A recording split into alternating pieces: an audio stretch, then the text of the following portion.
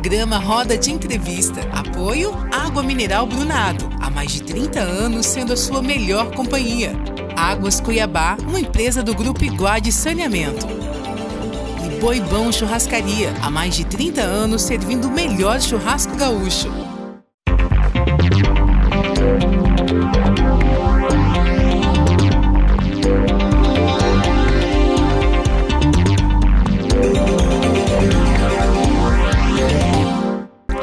Olá, boa noite. O Roda de Entrevista começa agora para Cuiabá e toda a Baixada pelo canal 17.1 e para todo mundo através do nosso site tvmaisnews.com.br. Também você pode acompanhar através do canal no YouTube TV Educa Mais. Te convido a seguir o nosso perfil lá no Instagram, @tvmaisnews. Bom, gente, estamos aí quase na última semana da campanha eleitoral. O primeiro turno das eleições municipais acontece no próximo dia 6 de outubro. E hoje vamos abordar o uso das redes sociais nesta reta final de campanha. A edição de hoje será dividida em 2 blocos. Vamos começar este bloco recebendo ele, que é formado em jornalismo pela Universidade Federal de Mato Grosso e pós-graduado em jornalismo empresarial e assessoria de imprensa pela Estácio.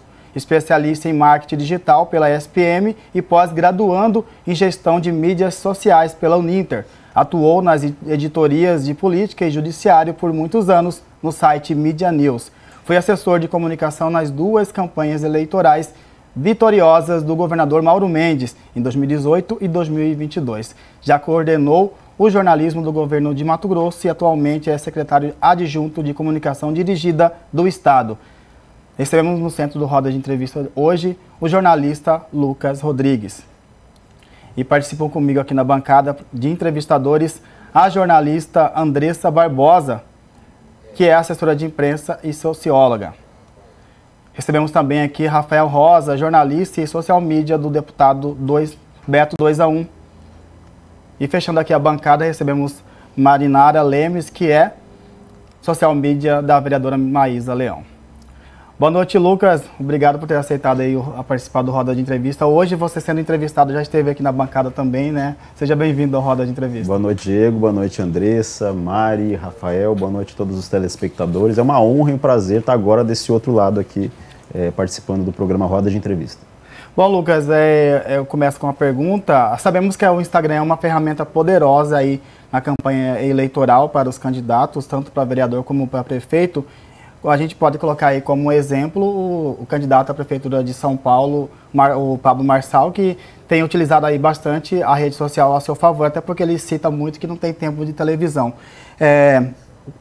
Na sua opinião, até que ponto o uso estratégico do Instagram pode influenciar no voto do eleitor?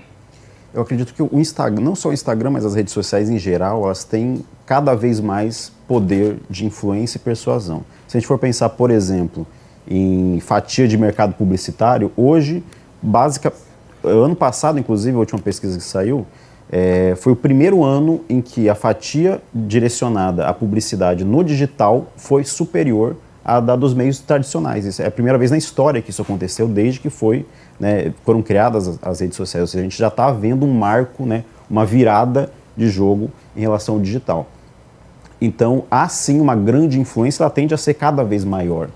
Mas eu não acredito que ela seja absoluta. Hoje, dependendo da localidade, dependendo do público que você quer atingir, os meios tradicionais ainda são muito importantes. Então não dá para desconsiderar eles ou até dizer, como alguns dizem, que a rede social elege alguém. Eu não acredito que tenha tanto poder assim. Mas é um meio sem volta, né? Hoje você não pode mais, da menor eleição que seja, do menor município que seja, você desconsiderar o poder da rede social, em especial do Instagram, até mesmo do TikTok. O TikTok ele é a mais recente ferramenta que tem sido utilizada pelos políticos, seja candidatos ou gestores, e também tem um poder de alcance incrível, porque o Instagram você ainda precisa furar a bolha, para você poder atingir um público além daquele que você já tem. E o TikTok não. Você pode ter 0 seguidores no TikTok e você fazer um conteúdo de valor, um conteúdo que tenha representatividade, ele viralizar. Então são ferramentas, as redes sociais, elas realmente não tem mais como você desconsiderar elas ou não utilizar elas numa campanha. Mas não acredito que seja absoluto. Like não é voto, né? Muitos dizem isso. Então a gente sempre tem que analisar o termômetro. Nem todo mundo que curte uma publicação quer dizer que vai votar em você. Nem todo mundo que compartilha uma publicação sua quer dizer que é um possível eleitor. Às vezes você fura a bolha de eleitores, né? Que é o que aconteceu, que está acontecendo com o Pablo Marçal, né? O exemplo do candidato a prefeito de São Paulo. Então, ao contrário da mídia tradicional, que você conseguia medir com mais precisão o poder de influência dela, na mídia social é um pouco difuso, né? Você consegue ter algumas métricas de like, comentário, compartilhamento, interação, mas o voto mesmo você não consegue ter esse termômetro. E nem é um bom termômetro, mas não é absoluto. Nem o número de seguidores converte em votos, né? O Pablo Marçal tem milhares de seguidores e isso não converte, significa que vai ser convertido em votos. Né? Exatamente. Nós temos exemplos até claro nas eleições passadas de pessoas que eram influenciadores, que eram pessoas que já tinham uma grande quantidade de seguidores, né, um público fiel, e que na eleição tiveram 5 mil votos. Isso em São Paulo. Né? Tinha uma candidata que tentou uma candidatura para federal, ela tinha 5 milhões de seguidores, então parecia que aquilo era ganho, né, pela quantidade de seguidores que ela tinha, mas aqueles seguidores muito provavelmente ou não eram eleitores da cidade de São Paulo, ou eles não tinham uma conexão com ela enquanto candidata. Talvez eles tinham uma conexão com ela enquanto uma influencer, alguém, né, uma formadora de opinião, mas aquilo não reverteu em votos. Então sempre tem que tomar muito cuidado em achar que like, que comentário, né, e que uma gama de seguidores em rede social significa necessariamente o voto. Isso não é uma verdade absoluta. Tá certo.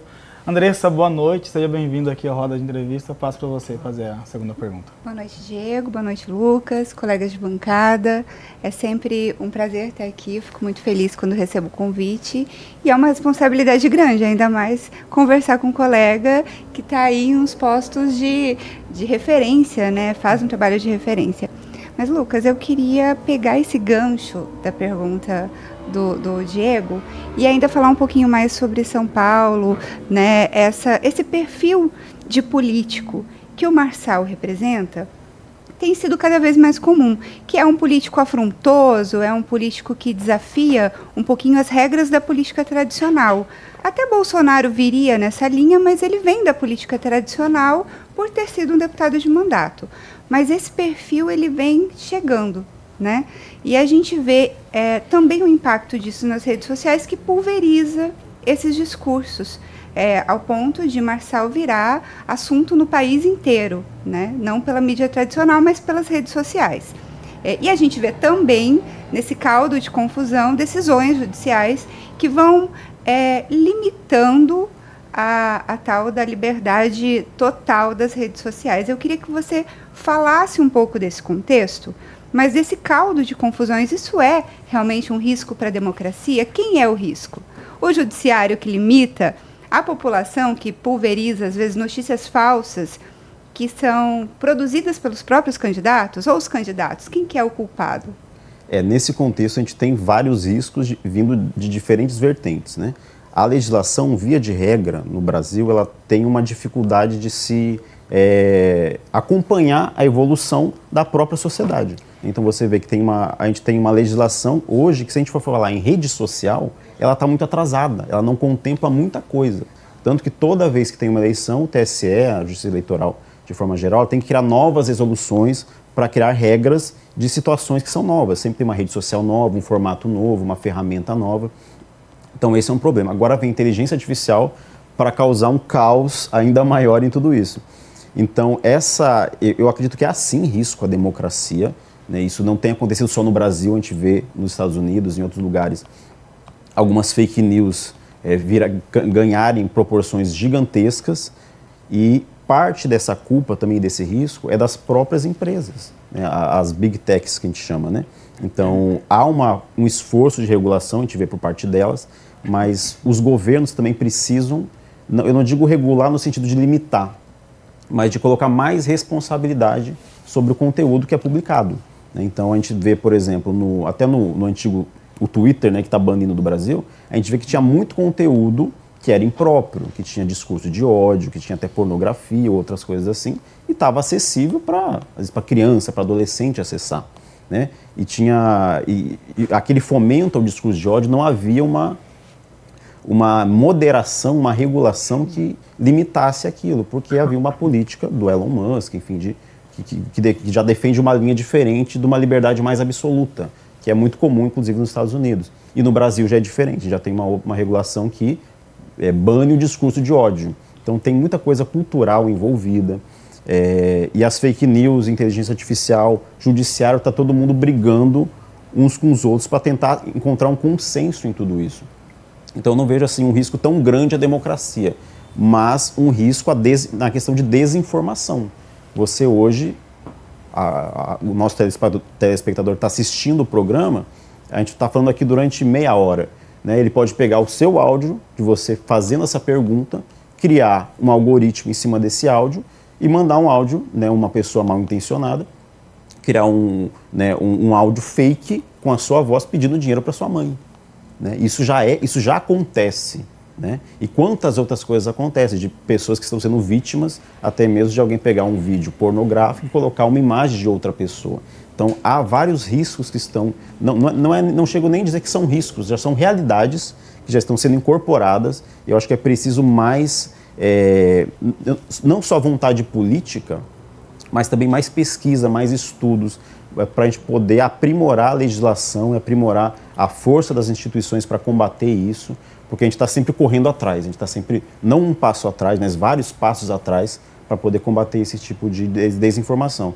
E se você não dá um controle, não coloca regras muito mais claras do que temos hoje, vira um caos. Né? Então, vem esses outsiders, né, que vão tentando levar isso ao máximo, né, ver qual que é o máximo da liberdade de expressão e acaba gerando toda essa confusão. Então, precisa legislações mais claras, as instituições precisam conversar melhor entre si e adotar políticas mais rígidas, não de controle, não de censura, mas apenas de moderação, para que não se crie, às vezes, uma desinformação, se crie uma fake news, se crie uma calúnia contra alguém e aquilo tome uma proporção que depois você não consiga mais mitigar. Tá certo, então. Boa noite, Marinara, estreando aqui na bancada com você. Boa noite, Diego. Boa noite, Lucas. É um prazer estar aqui. Boa noite, Andressa e Rafael. Lucas, estamos em um ano eleitoral e, com certeza, o Instagram se tornou um grande aliado dos candidatos. Se tornou uma vitrine para que eles possam até mostrar o seu trabalho e acaba que a população muitas vezes utiliza aquilo até como um avaliador. Analisando o Instagram do governo do estado, trazendo para o seu trabalho mesmo, nós podemos perceber que a forma de comunicação no Instagram do governo tem mudado. As informações mais sérias têm sido trazidas de uma forma mais descontraída, mas que tem um peso de informativo e que realmente relevante. Como que foi essa abordagem para trazer esse tipo de estratégia? Como que foi recebido assim pelos outros? Então, eu já tinha passado a adotar essa estratégia no Instagram, né, nos perfis das redes sociais do governador Mauro Mendes. Né? E eu recebi um convite, fiquei muito feliz, da secretária de Estado de Comunicação, a Laís Souza, que ela me chamou porque ela realmente havia vagado, né, a vaga de secretária adjunto, e ela falou, eu quero, né, que dê um gás, que impulsione e tudo mais, que a gente faça uma comunicação que seja, que continue esse trabalho, né, que já tem sido feito, mas que a gente dê uma cara um pouco mais descontraída, que a gente comunique e consiga conectar melhor com as pessoas. Então, é aquela coisa, a gente não pode ficar dando murro em ponta de faca. Né? Se você, enquanto jornalista, ou você, enquanto cidadão que está em casa, assiste o Instagram e gosta de vídeo de 15 segundos, de 20 segundos, e são vídeos mais divertidos, por que eu vou continuar a comunicar de uma forma que não atrai o público? E há essa tendência, né, que já está sendo seguida pela maioria, inclusive de governos, de prefeituras, de associações, enfim, de órgãos públicos, para deixar a comunicação mais leve, porque a rede social, as pessoas entram na rede social para se entreter. Se você quer ver tese de doutorado, ver textão, ver coisa longa, tudo bem, mas você não vai entrar no Instagram para isso, você vai ler um livro, você vai fazer outra coisa. Né? Muitas pessoas criticam essa coisa da rede social ser rasa, mas o objetivo dela é ser rasa. Né? Ela precisa ser rasa, porque é o que as pessoas buscam ali. Então a gente não pode ficar dando murro em ponta de faca, a gente tem que se adaptar ao público e não esperar que o público se adapte a gente. E foi basicamente isso que a gente começou a fazer um trabalho, a gente sentou, planejou, discutiu estratégias e começamos a comunicar as ações do governo, que são ações sérias, que são ações que têm dado muito resultado para a população. A gente tem, em primeiro lugar, um monte de coisa no estado, a gente tem recorde de investimentos do governador Mauro Mendes, a gente tem investimentos em todas as áreas, né? Não tem uma área do governo que não tem investimentos, Mas se a gente comunicar de uma forma que seja muito truncada, muito chata, aquilo não vai se conectar com as pessoas. Então, ao invés de eu só falar a informação objetiva, por que eu não começo a criar um esquete, criar uma comparação, criar uma analogia, criar uma brincadeirinha ali, colocar aquilo dentro do cotidiano das pessoas, que elas vão ver aquilo, ver aquela esquete engraçadinha ali, elas vão se identificar. E aí eu comunico sem ser aquela coisa tão institucional, tão quadrada, né, que até um tempo funcionava, né? Mas hoje a gente tem que dar a mão, a palmatória e falar, não, infelizmente hoje, claro, você vai fazer um comercial para a TV, bacana, tem que ter esse formato. Mas na rede social as pessoas querem se divertir. Elas querem até aprender alguma coisa, mas, né, elas querem se divertir. Outro dia eu vi um vídeo de 30 segundos. A mulher escolhendo frutas na feira. Ela explica como é que você escolhe bem a fruta. A melancia, a manga, o abacate. Eu nunca aprendi tanto em 1 minuto. Mas era de uma forma divertida. Ela ia batendo nas frutas, explicando como que você escolhe a fruta. Agora, se ela fizesse um vídeo de 5 minutos falando tecnicamente por que a melancia, assim, com esse som, é a boa e a outra é ruim, aquilo chamaria atenção? Aquilo seria compartilhado? Provavelmente não. Então, na comunicação institucional é a mesma coisa. A gente pode comunicar, sim, coisas sérias, ações sérias, entregas, resultados, de uma maneira mais leve. Nem tudo precisa ser engraçado, mas precisa ser leve, porque as pessoas já pegaram 2 ônibus para ir para casa, elas estão cansadas, elas passaram o dia inteiro trabalhando, então elas querem, quando elas pegam o celular e abrem o Instagram, elas querem ver alguma coisa leve, elas não querem ver nada pesado. Às vezes até querem ver algo pesado quando é polêmico, quando é cadeirada, mas sem ser isso, o institucional ele se tornou chato em rede social. Então a gente está tentando sempre fugir dessa coisa chata e tornar sempre agradável, sempre divertido, mas sem perder, obviamente, a seriedade que a instituição, o governo de Mato Grosso exige. Boa noite, Rafael. Seja bem-vindo, também estreando aqui a nossa bancada do Roda, é com você. Boa noite, Diego. Obrigado pelo convite. Boa noite, Lucas, amigos da bancada aqui. Bom, a gente está falando aqui das redes sociais e você diz que o institucional tem procurado ter uma linguagem mais engraçada, né? O governo, né, faz um trabalho de muito resultado, né? Inclusive é o 3º melhor avaliado no Brasil. Então as pautas, né, positivas, elas são bastante produtivas, né? Você consegue ter material para poder produzir, mas a gente faz as redes sociais para ter um contato com o público, com o usuário do serviço do Estado. Porém, a gente recebe também muitas críticas, né? E aí eu gostaria de saber que estratégias vocês utilizam quando precisam responder a esses comentários negativos, a esse posicionamento do cidadão, né, de não ter gostado daquilo que vocês apresentaram. A gente sempre tem que lembrar, antes de tudo, quando a gente fala de moderação, de comentários, que a rede pessoal, né, a rede privada minha, de qualquer um, se alguém comenta, se eu posto uma foto e alguém comenta que eu sou feio, que eu sou isso, que eu sou aquilo, eu bloqueio, excluo, não tem problema nenhum. A rede é minha, eu faço o que eu quiser. Uma rede de governo eu não posso agir assim, porque o governo ele representa o povo, né? Então o povo ele tem o direito de achar bom, de achar ruim, de achar mais ou menos, de dar pitaco, enfim, de criticar, de achar que a estratégia não foi correta. Então a gente sempre dá voz a isso, porque isso é bom. Né? Quantas vezes, inclusive o próprio governador Mauro Mendes, ele fala isso, olha, se chegar comentário na minha rede social de alguém falando que essa estrada tá ruim, que não conseguiu tal serviço, você me manda, você pede providência para a secretaria, porque a gente precisa saber, né, para resolver. Então, eu procuro ver do lado positivo. Se eu posto uma foto de uma estrada e vem alguém e fala assim, não, mas a outra estrada ela tá ruim, eu acho bom, porque alguém avisou que tá ruim, eu posso pedir providência, a gente pode resolver aquele problema. E se não fosse aquela pessoa falar que estava ruim, talvez a gente não conseguiria resolver, pelo menos com aquela agilidade, com aquela rapidez. Então é muito bom ver. Claro que a gente não gosta do comentário negativo, né? A gente gosta que todo mundo bate palma, né? Tudo lindo. Mas é bom, e é bom manter o comentário. Por quê? Quando você entra numa publicação, eu falo assim, enquanto cidadão, se eu entro numa postagem, né, falando sobre alguma ação do governo, e só tem comentário positivo, não tem uma pessoa xingando, eu já desconfio. Falo, ixi, deve estar excluindo o comentário. Né? Devem estar só colocando o pessoal que está aplaudindo. Quando tem pelo menos 1 ou 2 comentários ali, e geralmente de alguém criticando ou fazendo uma pontuação, você vê, não, realmente estão dando espaço para isso. É um governo democrático, não é um governo ditador que só ouve, né, ou só dá atenção para aquelas pessoas que elogiam. Então, é importante sim. Claro que o que a gente evita é o quê?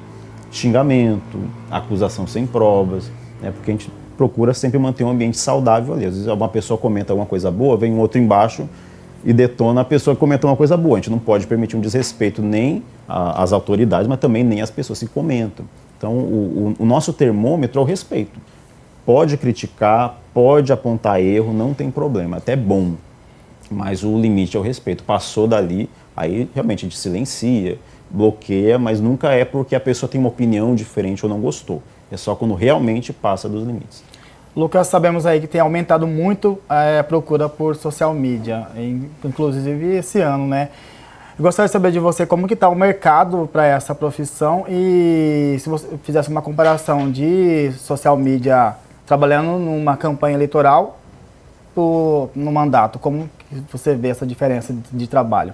E se tem aumentado aí pessoas capacitadas? Vocês devem procurar muito, né, selecionar, e é difícil conseguir alguém capacitado? Como é uma área relativamente nova, então a gente tem uma demanda gigantesca, né? Se a gente for pensar em 2 eleições atrás, dificilmente teria vereadores, candidatos a vereador, procurando um social media em tempo integral.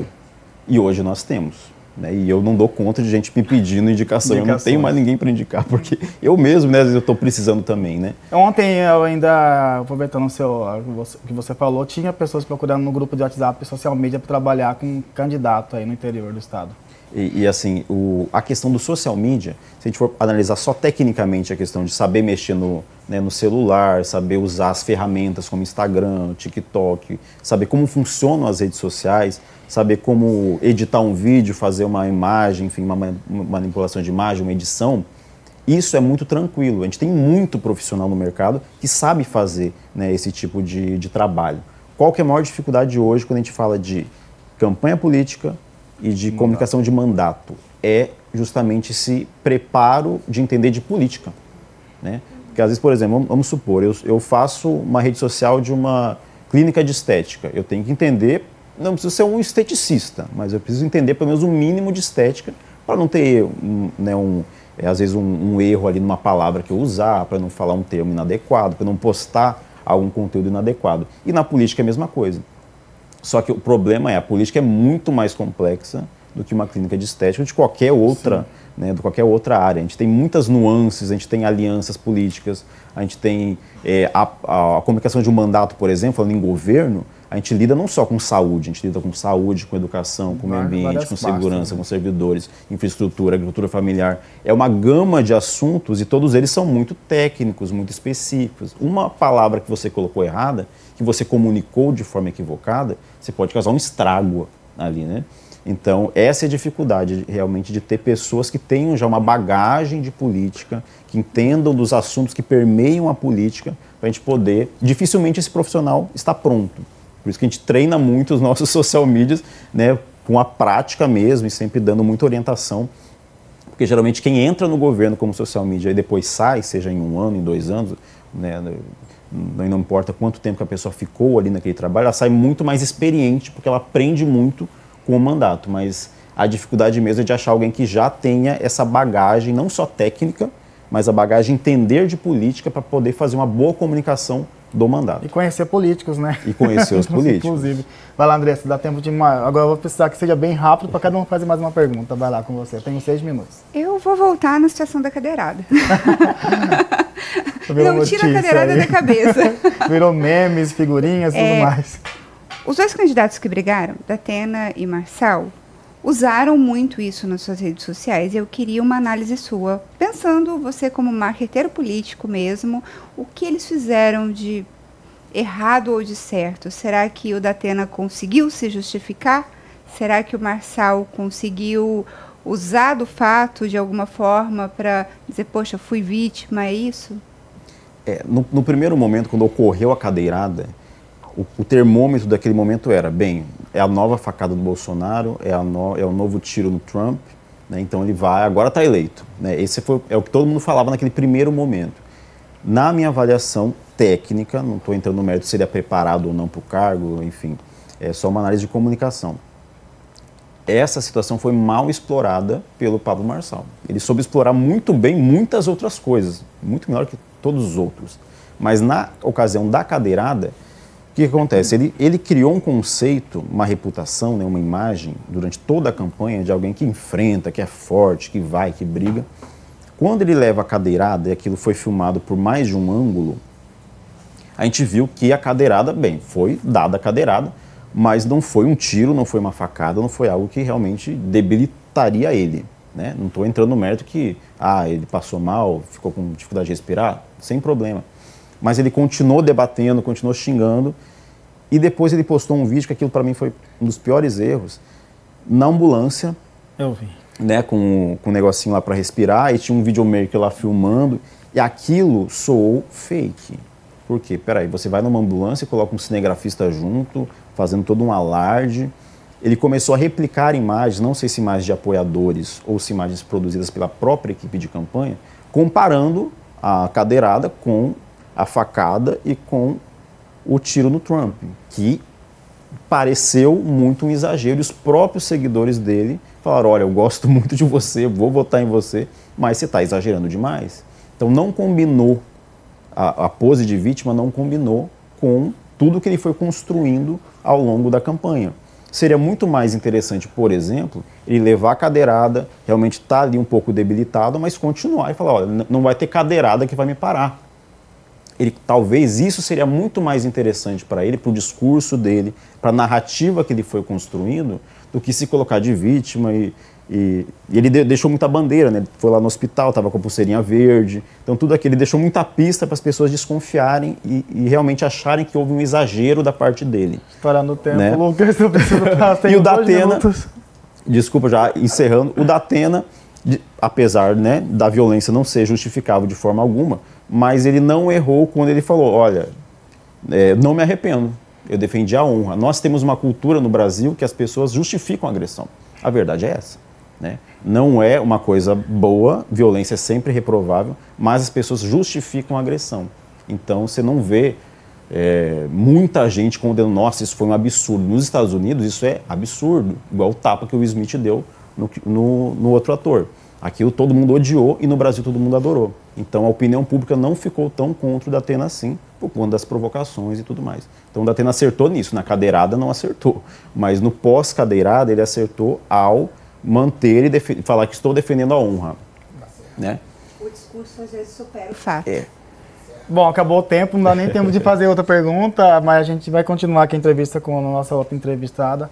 Muito obrigado, Lucas, por participar conosco nesse primeiro bloco aqui do Roda de Entrevista. Deixa sua rede social, quem quiser acompanhar seu trabalho.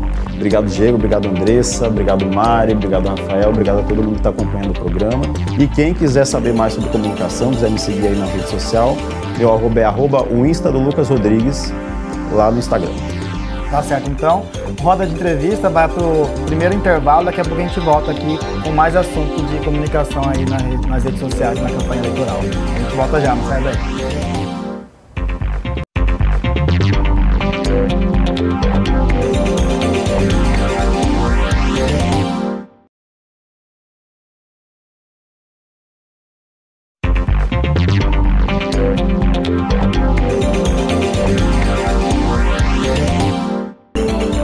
Volta com a roda de entrevista que hoje aborda assuntos de mídias sociais nessa reta final de campanha eleitoral. E a nossa convidada desse bloco é jornalista formada pela Universidade Federal de Mato Grosso, tem pós-graduação em comunicação corporativa e gerenciamento de crise. Já atuou em diversos veículos de comunicação aqui na capital e também no interior.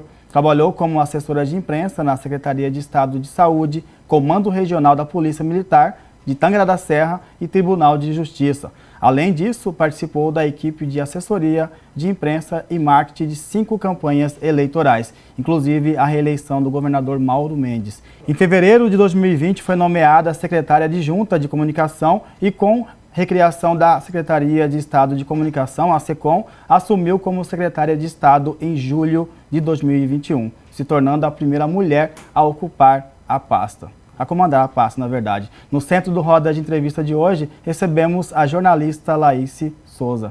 Obrigado, Laíse, por ter aceitado o nosso convite. Boa noite. Boa noite, Diego. Boa noite a todos da bancada. Uma honra estar aqui, poder conversar com tantos jornalistas aí experientes em política, que é o que a gente mais gosta de fazer. Bom, recentemente você postou nas suas redes sociais um vídeo alertando sobre publicação de vídeos em collab, que é a famosa collab, né? Colaboração de político com um gestor público. Como que funciona essa questão? Há a possibilidade da pessoa ter até a sua candidatura cassada se fazer esse tipo de publicação? Olha só, a gente na Secretaria de Comunicação do Estado, a gente se preocupa muito com o mandato em si, né? As pessoas não preocupam com hoje, elas acham que o que elas vão fazer hoje não vai ter reflexo daqui 2, 3 anos quando chegar o período eleitoral. Então, assim, a gente fez uma normativa interna justamente para proibir, porque, por exemplo, você é um secretário de Estado, você vai lá e faz um vídeo, e você faz um vídeo em colaboração, que é o famoso collab, com a Secretaria de Saúde, por exemplo. Você não pode fazer isso. Ou o governo do estado fazer um collab com o governador Mauro Mendes. Por quê? Porque você está utilizando o recurso público, que seria a rede social, para beneficiar uma pessoa física, que no caso é a rede social do governador do estado ou do secretário de estado. Isso é proibido. E isso, Diego, as pessoas não se atentam para isso, mas isso pode dar improbidade administrativa. Isso pode dar, lá na frente, se você almejar um cargo político, pode dar uma cassação do seu registro de candidatura, com uma consequência que aconteceu há 2, 3 anos, porque usou indevidamente a máquina pública. Então, tem que tomar cuidado. Eu acredito muito que se você tiver uma boa reputação, trabalhar direito no seu mandato, mostrar o que você faz, você tem uma reeleição muito tranquila, né? Isso aconteceu com o governador Mauro Mendes, não cometer esses erros de gestão. Então, a gente está preocupado em fazer isso, e as pessoas não se atentam para isso. Aqui mesmo em Mato Grosso já teve caso de quem está no cargo de reeleição ter pedido de registro de candidatura cassado porque usou, por exemplo, imagens que foram feitas pela administração pública na campanha eleitoral. Você não pode fazer isso, né? Eu, enquanto secretária de Estado, a primeira coisa que a gente fez lá foi para a reeleição. A SECOM é SECOM, campanha eleitoral é campanha eleitoral. As pessoas precisam entender como é que funciona isso, porque se não entenderem, vai ter problema e problema sério. Então, por isso que, com relação à collab, por exemplo, eu, em parceria com o secretário adjunto Lucas, que estava aqui agora há pouco, conversando no bloco anterior, a gente trabalha muito isso, para evitar, primeiro, o problema para a administração pública, e segundo, que esses pretensos e futuros, quem sabe, candidatos, não possam ter lá na frente seu registro de candidatura cassado. Tá certo. Marinara, vou lá com você.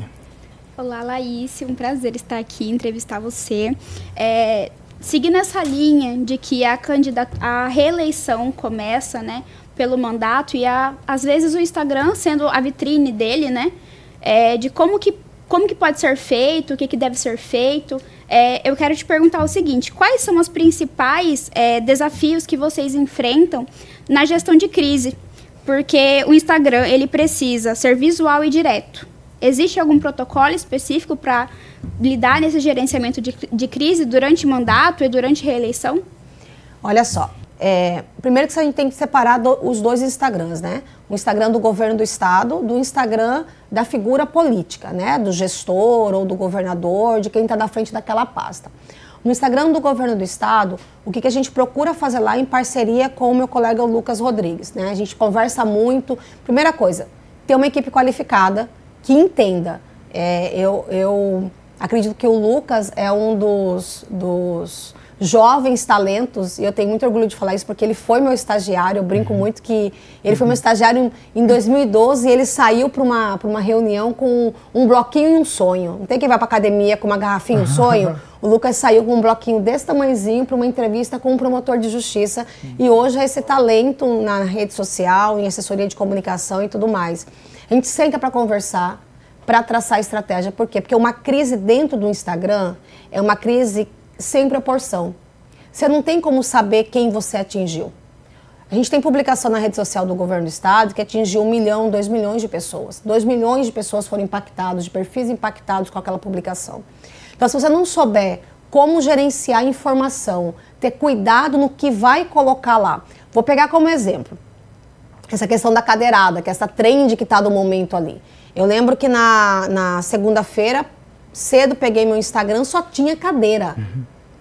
As 10 primeiras postagens que veio no meu feed eram da cadeirada. né? E aí, tô lá na minha sala, 11 horas da manhã, a mente brilhante, que é o meu secretário adjunto de comunicação, tô contando a história aqui, viu, Lucas? Ele chega lá e vem com um textinho de trend da cadeirada, né? E muito legal, interessante, e eu colocaria no meu Instagram pessoal. Mas eu não poderia colocar aquilo no Instagram do governo do estado. E ele olhou para mim e falou assim, tá certo, não dá para colocar mesmo, mas a gente não pode perder a trend, né? A ideia da trend. Mas a gente sabe que não poderia colocar no governo. Se eu colocasse, por exemplo, mesmo que eu falasse lá que no governo do estado as cadeiras servem para conforto dos alunos, ou da recepção do Hospital Santa Casa, ou do novo Hospital Central, por exemplo, ou as cadeiras estão vazias da recepção do Detran, porque tem um serviço online. Se eu colocasse isso, eu não posso associar uma ação de governo a algo negativo, porque é uma violência. Né? Eu posso jogar uma cadeirada, por exemplo, num personal trainer, como é o que mais tem hoje aí nas trends, mas não dá para ligar isso a um serviço de governo. As pessoas vão se sentir ofendidas. É algo que eu não posso pegar um governo do estado e ligar uma violência a um crime. Então não é toda a trend que a gente pode seguir, porque se eu for seguir uma trend como essa, vai gerar uma crise. Né? E é uma crise que não há necessidade de gerar. Quantas crises foram geradas, por exemplo, nos últimos anos, nas redes sociais de ministérios? A gente teve uma recente no Ministério do Turismo, porque um assessor colocou algo que não poderia ter publicado. E ali vira uma coisa que você vai perder o cargo, é sem precedente. Então, se você não tiver, primeiramente, primeiro conselho que eu dou, nesses 4 anos que eu estou na frente da Secretaria de Comunicação do Estado, primeiro, contrate pessoas que tenham capacidade técnica. Não é capacitação, é capacidade técnica.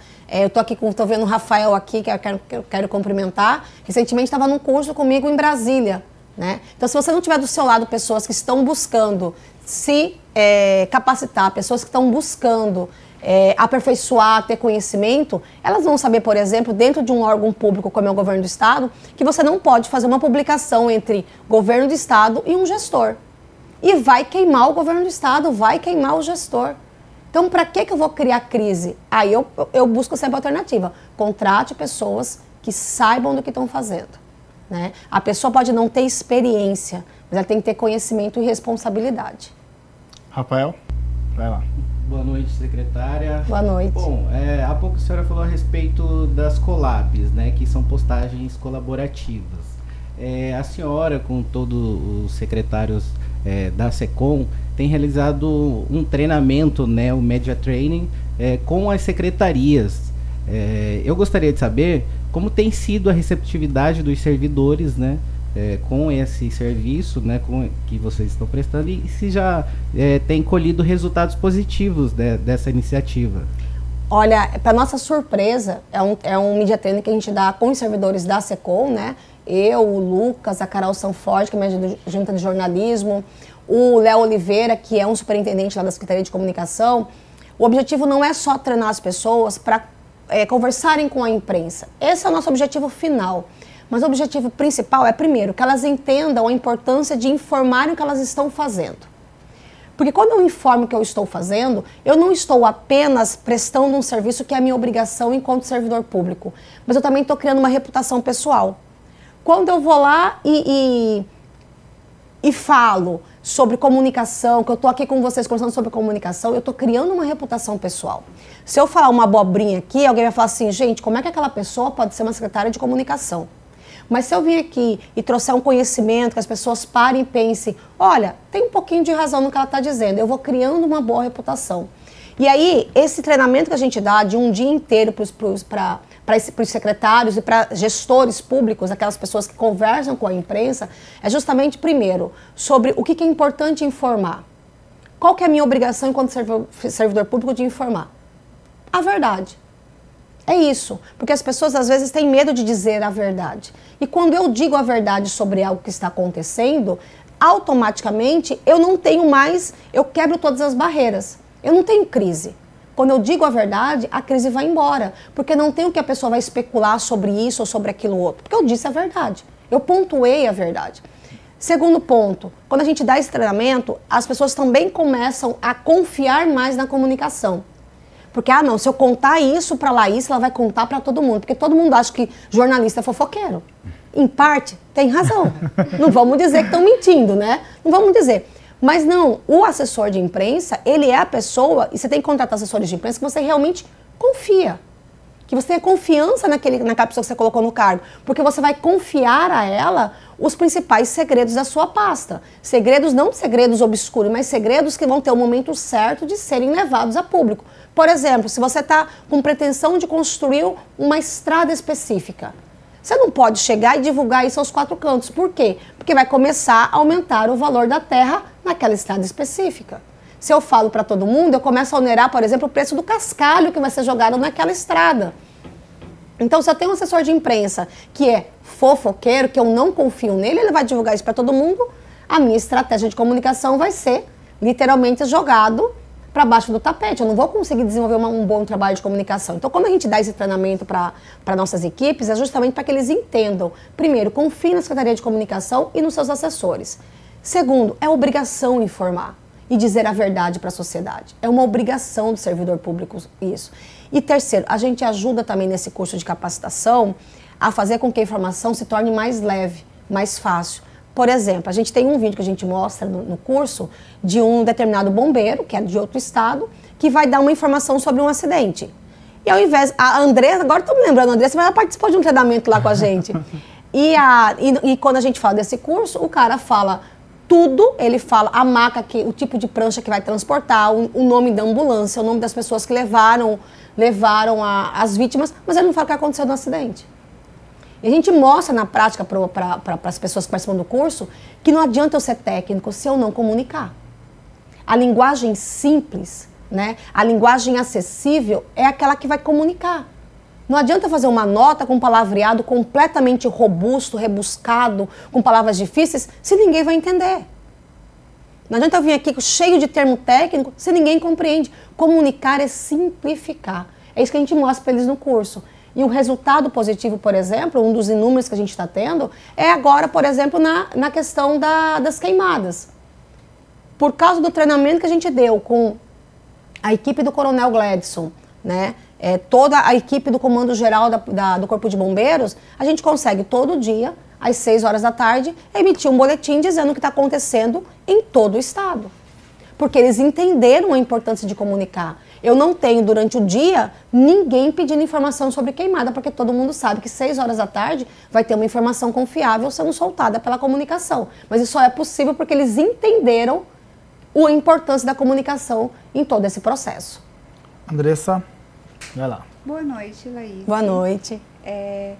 Primeiro, é uma honra mesmo poder te entrevistar. A gente sempre tem conversas informais, mas a gente poder falar assim e ser gravado é uma oportunidade única. E lembrando que você acompanha o governador Mauro Mendes, pelo menos desde o primeiro mandato dele como governador. E foi um governador que se reelegeu com 70%, né, próximo de 70%, um marco histórico de reeleição, e vem fazendo aí um mandato, se gabarita para outros cargos, é cotado para Senado em 26, enfim. É uma trajetória de sucesso na política e é uma imagem da qual você cuidou com muito zelo e vem cuidando, mas a gente vê uma mudança muito grande de imagem. Quem lembra do Mauro Mendes quando começou o governo e hoje a gente vê ele, pelo menos assim, nas redes sociais, né, no convívio, imagino que ele deva ser muito parecido, mas a imagem dele mudou. Ele sorri mais nas fotos, ele aparece muitas vezes com interações mais afetivas com as pessoas. E eu queria que você contasse como foi esse processo de apresentar essa figura que antes era vista como muito tecnicista e agora tem uma desenvoltura política um pouco melhor, né? Dá para se dizer assim. Bom, eu comecei com o governador Mauro Mendes em 2018, na campanha dele de eleição. Eu tive, até para fazer um parêntese, em 2014, eu conheci o Antero Paes de Barros, né? Que é um jornalista, marqueteiro famosíssimo, senador e tudo mais. Ele me chamou para fazer uma campanha eleitoral com ele. E eu fiz várias campanhas com ele, inclusive a campanha de eleição do governador Mauro Mendes. E lá na campanha de eleição do governador Mauro Mendes, a gente já percebia que ele era um cara, primeiro, muito extrovertido, porque ele Ele é um cara que, com as pessoas próximas dele, ele é muito brincalhão, ele conta piada, ele é uma pessoa divertida e também uma pessoa muito séria. Na hora de trabalhar, ele é muito sério, ele é muito técnico. Ele acredita que governar para todos requer, primeiro, muito trabalho, e é o que ele faz, requer muita dedicação e requer você estar concentrado naquilo. Mas a hora que ele não está concentrado naquilo, que vamos dizer que é 93% do seu tempo, ele é uma pessoa extremamente divertida. Quem está nos bastidores com ele sabe disso, quem viaja com ele sabe disso. Então, quando eu entrei com ele em 2019, o nosso objetivo era, não vou dizer humanizar, porque ele é uma pessoa muito humana, mas mostrar para as pessoas essa imagem que as pessoas não tinham dele. Então, a gente começou esse trabalho em 2019 com fotografia, com o Mike Toscano, que é um fotógrafo muito talentoso no respeito a humanizar pessoas. Ele consegue fazer isso como ninguém, captar aquele melhor momento. Então, a gente conseguiu retratar isso em imagem, esse foi o primeiro passo. O segundo passo foi mostrar que todas as ações que o governo estava fazendo, que o governador Mauro Mendes decidia fazer, tinha um cunho social. Se ele decidia construir uma estrada, ela tinha um motivo para ser. Se ele tomava uma medida dura aqui, era porque vai beneficiar a um longo prazo alguém. E aí, passei um período, fui para a Secretaria de Comunicação e aí a gente escolheu o Lucas para ficar no meu lugar na assessoria direta do governador Mauro Mendes lá no gabinete.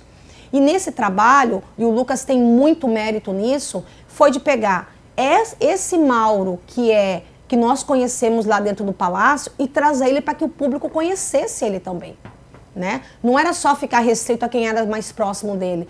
E foi tão engraçado, isso foi tão orgânico, né? As coisas foram surgindo muito bem e aí aquilo que a gente estava falando anteriormente de você contratar pessoas competentes e qualificadas para isso é tão importante que quando você humaniza uma pessoa, você tem que olhar tudo que aconteceu naquele dia da pessoa. Né? Numa ponte que ele pulou, né? E o Lucas faz isso muito bem. Se o Mauro pulou uma ponte, ele pega a imagem e coloca lá no vídeo. Se ele está ali fazendo uma brincadeira com a criança, vai para o vídeo. Não é que ele não pousa para fazer aquilo, ele não se prepara para fazer aquilo. Nós que capturamos aquele momento dele. O Lucas, a Noelise, a equipe que está ali perto dele, que vai capturar a Luísa, que vai capturar esse momento do governador. Isso vai para a rede social, isso vai para a imprensa, porque aí as pessoas falam assim, poxa, ele não é isso que eu estou achando que ele é, não. Olha, não é tão sério assim. E as pessoas começam a se identificar. Eu me identifico muito com esse estereótipo que você tem, porque eu também sou muito séria. Aí quando as pessoas me conhecem, falam assim, gente, ela não é tão séria assim, ela não é tão brava, né? Fala que eu tenho cara de brava, ela não é tão brava assim. Mas eu não coloco isso na minha rede social. E a gente precisava fazer isso com o governador. Porque carregar um Estado nas costas e ter um cargo, a responsabilidade que ele tem, precisa ser suavizado, né? Ele não precisa passar o tempo inteiro uma imagem de uma pessoa séria, sisuda. E o Lucas conseguiu trabalhar isso muito bem com a equipe. De você trazer o governador para as pessoas conhecessem quem ele realmente é, um pai amoroso, um marido amoroso com a primeira-dama Virgínia Mendes, trazer essa questão da brincadeira dele ali com quem ele está por perto, do momento de descontração, daquele cara que também toma uma cerveja. Quem não toma a sua cervejinha, né? Que está com o amigo. Aquele cara que também canta desafinado, desculpa, governador, mas ele também canta, né? Do cara que também conta uma piada que a gente ri, né? Mas ele é o chefe, então a gente vai rir com mais força ainda. Então, assim, a gente conseguiu, eu acho que o mérito dessa equipe que está ao redor do governador Mauro Mendes foi de conseguir fazer com que as pessoas enxergassem ele como ele verdadeiramente é, sabe? É um cara sério, um cara decidido, um cara que tem um foco, mas é um cara também que é muito descontraído. Existiu uma conversa? Ou existiram várias conversas com esse assessorado para que ele se convencesse dessa mudança de perfil, né? Porque eu sinto que talvez ele tivesse um pouquinho de apego, né? A imagem mais técnica, mais séria. Eu acho que não era um apego à imagem técnica e séria. Eu acredito muito que o início, como a gente estava passando uma situação muito complicada no estado de Mato Grosso, todo mundo conhece como é que estava a situação em 2019, quando o governador assumiu o cargo, um estado totalmente quebrado e teve que ser reconstruído, né, consertado, não dá para você fazer uma brincadeira. Não tem como, não tinha ambiente para isso. Já pensou? A gente está falando de salário atrasado, de ambulância sem combustível, viatura parada porque não tinha dinheiro para abastecer e de repente está o governador fazendo dancinha. ou pulando uma ponte, fazendo uma brincadeira, ou bebendo, ou cantando. Não dá, não era o momento para isso, né? Com o passar do tempo, o próprio governador, com muita conversa, né? Com muita insistência para gravar vídeo, com muitas horas na porta dele esperando, e o Lucas faz isso com muita categoria, esperando ali o momento ideal para gravar o vídeo A, o vídeo B. Você tá rindo porque acontece com você também, né, mãe? O vídeo A, o vídeo B, ele automaticamente começou a entender, e quando ele começou a perceber o engajamento que isso estava gerando nas redes sociais, o quanto as pessoas se sentiam felizes, essa é a palavra correta, a enxergá-lo daquela forma, né, a conhecer quem era ele também começou a se abrir. A gente teve muita conversa, a gente teve muitas discussões, tem coisas que ele não gosta, não é sempre que a gente acerta, né, que a equipe acerta, tem coisas que ele não gosta que a gente coloca na rede social do governo, tem coisas que ele não gosta que colocou na rede social dele, mas ele não aprova nada, é um risco que ele corre, claro que é, mas ele confia na equipe que ele tem, porque sabe que a gente vai colocar o melhor. E uma coisa que é muito legal, nada é planejado. Por isso que precisa ter gente competente do lado, porque não é planejado, né? Quando a gente tenta fazer um vídeo planejado com ele, não dá certo. E a gente vai para o vídeo que não é planejado. Os melhores vídeos dele são vídeos que não foram planejados, porque foram vídeos que foram pegos de forma espontânea, porque ele quis fazer aquilo, porque a criança correu e abraçou, porque a velhinha abraçou, porque é aquela espontaneidade. A gente brinca muito com ele, ele tem essa atração como está presente na vida das pessoas. E como ele não consegue estar presente na vida dos 3.700.000 habitantes de Mato Grosso, ele tem que estar presente na rede social dele, porque as pessoas se sentem mais próximas, né? Afinal de contas, ele está com 220 mil seguidores na rede social e agora tem que prestar conta lá, tem que estar presente, tem que estar no dia a dia. E você só consegue fazer isso não porque ele para o seu tempo, porque a equipe que está do lado dele capta os melhores momentos. Laís, mas não foi fácil não, viu? Secretária, esse momento é onde muitos jornalistas conseguem ter oportunidade de trabalhar em campanhas eleitorais. Inclusive, ano que vem começa a reformular várias prefeituras aí a comunicação. Qual a dica que você dá para quem está começando agora, que pretende seguir carreira aí na comunicação da política? Vamos lá. Primeiro que é uma área que está precisando de gente competente. Toda vez que abre uma vaga na Secretaria de Comunicação, a gente sofre, a Carol que contrata jornalista sofre, o Lucas com rede social sofre. É uma área que está empregando muito. Então, capacite. Esse é o primeiro ponto. Segunda dica que eu dou, quando você for abrir, você for começar a montar uma equipe, uma estrutura mínima dentro de uma prefeitura ou no seu gabinete com o seu vereador, faça uma comunicação com verdade. Comunique verdade. Coloque pessoas do seu lado que você confie e que tenha capacidade técnica. Você não precisa saber de tudo. Eu, por exemplo, fiz curso de impulsionamento. Manda eu impulsionar para ver se eu sei. Mas eu sei a teoria, né? Então, eu sei como fazer, mas eu não preciso colocar a mão na massa. Porque eu tenho que confiar em quem está perto de mim, mas eu tenho que saber mandar. Saber como fazer, como proceder. Isso é importante. E segundo ponto, capriche no mandato. Você não quer ter dor de cabeça na reeleição? Capriche no mandato. Comunique o que está sendo feito no mandato. Porque quando chegar na reeleição, isso vira orgânico. Vou pegar como exemplo a campanha da reeleição do governador Mauro Mendes, que foi eleito com 68% dos votos. Nós fizemos durante 3 anos e meio de mandato uma publicidade institucional em que a gente prestava conta para o cidadão. Aonde o dinheiro estava sendo investido. Então a gente falava dos asfaltos, que em todo canto tinha obras e ações. E as pessoas percebiam que era verdade, porque quando ela ia para um bairro, tinha uma obra do governo. Quando ela passava em um lugar, tinha um hospital sendo construído. Quando ela passava no seu bairro, tinha uma escola sendo construída. Então as pessoas começam a sentir que aquilo que está sendo comunicado na TV coincide com o que está na rede social e coincide quando ela abre a porta da casa dela. Eu não posso, por exemplo, comunicar mentira. Por quê? Porque quando o cidadão sair da porta da casa dele para fora, ele não vai ver o que está acontecendo. Então esse é o principal. Comunique do primeiro dia até o último dia que a lei permitir você comunicar. Porque a sua eleição vai ser muito mais fácil. E outra, seja carinhoso com as pessoas. Dê atenção às pessoas. O assessor de imprensa, ele é a primeira frente ou melhor, a última frente até chegar na autoridade máxima. Eu não posso ser uma pessoa que se eu sou quem estou representando um prefeito, sou assessor de imprensa de um prefeito, por exemplo, ou de um vereador, ou de um deputado, eu não posso ser arrogante. Então, arrogância, zero. Humildade em primeiro lugar e trabalhar, trabalhar, trabalhar e trabalhar. Vou passar aqui para a Marinara fazer uma e para o Rafael fazer também, bem rapidinho lá, com o tempo bem curto agora. Nessa linha que você trouxe, você falou um pouco sobre arquétipo. Acredito que, respondendo a pergunta da Andressa, foi uma construção de um arquétipo que vinculou muito com o governador. Então, o storytelling fica fácil, né? Muito fácil. Fica muito mais fácil quando coincide o arquétipo. Mas nessa campanha de vereador e prefeito, nós estamos percebendo que alguns estão montados num arquétipo e muitas vezes o storytelling não consegue dizer aquilo. Qual que é a sua opinião numa visão geral desta campanha? Eu não vou comentar sobre Cuiabá, porque eu tenho bons amigos que estão fazendo as campanhas eleitorais em Cuiabá. Mas, no geral, na minha avaliação, você precisa ter montado esse personagem muito antes do período eleitoral. 45 dias não é suficiente para você vincular uma imagem àquilo que você quer vender se você não trabalhou isso a longo prazo. Então, não tente modificar alguém, tente melhorar. Porque se você tentar modificar e entregar um personagem diferente, não vai colar na comunicação. Rafael, bem rapidinho, estourou meu tempo. A senhora apresentou, né, recentemente um curso em 4 módulos com a equipe da SECOM para essa campanha de 2024.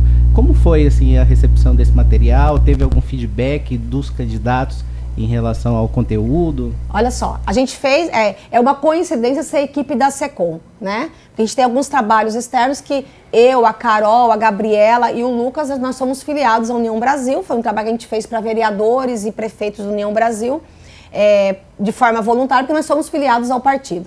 E a gente fez um trabalho e foi uma recepção muito boa.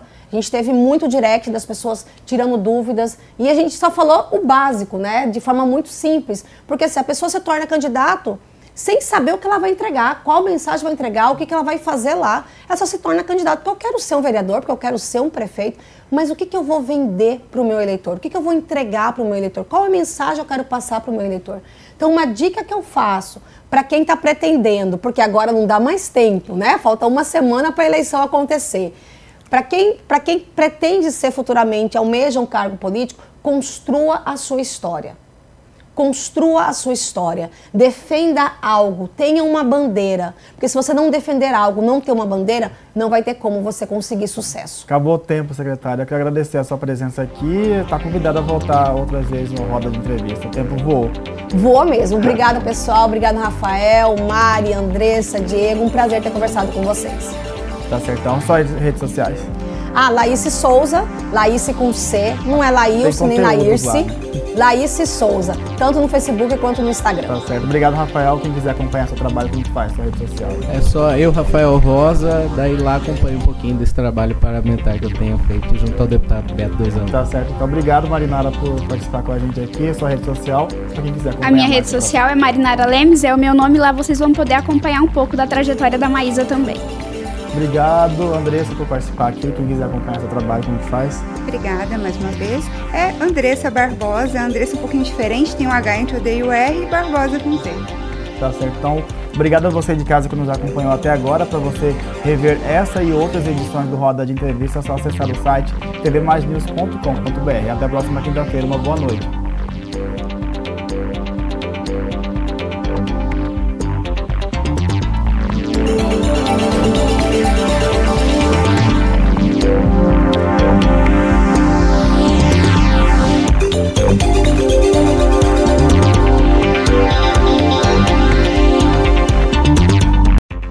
Programa Roda de Entrevista. Apoio Água Mineral Brunado. Há mais de 30 anos sendo a sua melhor companhia.